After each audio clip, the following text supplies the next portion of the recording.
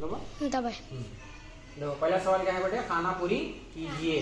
Must 2.6 में पहला सवाल क्या है, देखो यहाँ पे 4 आदत दिया है। पहला आदत क्या है, 5। दूसरा आदत 8। उसी तरह तीसरा आदत 6। उसके बाद 4। हमको क्या करना है, ये तमाम आदत को मिला कर क्या सबसे बड़ा आदत बनाना है। क्या बनाना है, बड़ा आदत बनाने का तरीका क्या है, ये चारों आदत में सबसे जो बड़ा आदत है वो पहले लेना है। कौन सा आदत है, आगलियो है। Very good. नेक्स्ट उसके बाद बड़ा कौन सा आदत है, 6 लियो। साजिद 6 लियो।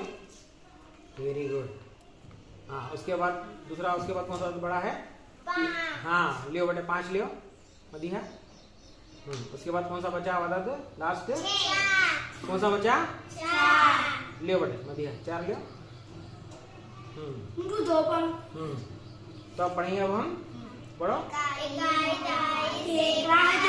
कितने हजार हुआ,